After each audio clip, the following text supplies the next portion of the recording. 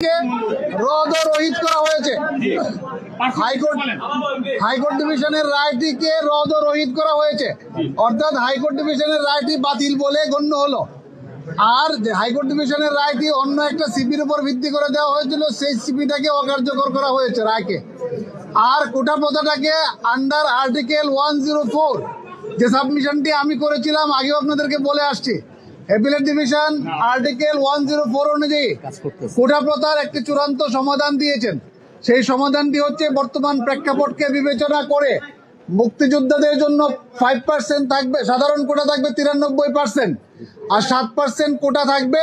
তার মধ্যে 5% হতে মুক্তিযোদ্ধা, তার সন্তান এবং তার পুত্রদের, নাতি নাতনিদের জন্য, আর 1% হচ্ছে নৃগোষ্ঠী যারা রয়েছে, ক্ষুদ্র নৃগোষ্ঠী তাদের জন্য, আর 1% হচ্ছে প্রতিবন্ধী এবং তৃতীয় লিঙ্গ তাদের জন্য। অর্থাৎ টোটাল কোটা হলো 7%, আর মেধায় হলো 93% নিয়োগ পাবে।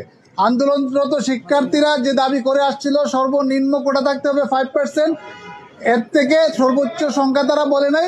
অ্যাপিলেট ডিভিশন সার্বিক দিক বিবেচনা করে আন্ডার আর্টিকেল 104 সেটাকে 7% নির্ধারণ করে দিয়েছেন এবং সরকারকে বলেছেন 3 মাসের মধ্যে এই সংক্রান্ত গেজেট জারি করে অ্যাপিলেট ডিভিশনে দায়ের করার জন্য 3 মাসের মধ্যে গেজেট করার জন্য বলে দিয়েছেন।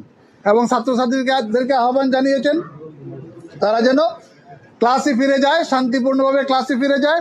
গার্জিয়ানদেরকে আহ্বান জানিয়েছেন তারা যেন তাদের সন্তানকে বুঝিয়ে ক্লাসে ফেরত যেতে বলে, এবং শিক্ষার্থী যারা রয়েছে তারা যেন আদালতের প্রতি সম্মান রেখে, তাদের এই আন্দোলন থেকে, আদালতের আদেশের প্রতি সম্মান রেখে তারা তাদের আন্দোলন থেকে সরে যায় এবং আজকেই যেন ঘোষণা দেয় যে তারা আর এই আন্দোলনের সাথে নেই। এবং যে ক্ষয়ক্ষতিগুলি হয়েছে, প্রাণ ঝরে পড়েছে, এই জন্য অ্যাপিলেট ডিভিশন দুঃখ প্রকাশ করেছেন। একটি লম্বা অবজারভেশন অ্যাপিলেট ডিভিশন দিয়েছেন। সেই দিক বিবেচনা করে আজকে যে রায়টি দিয়েছে সেটি একটি ঐতিহাসিক রায়।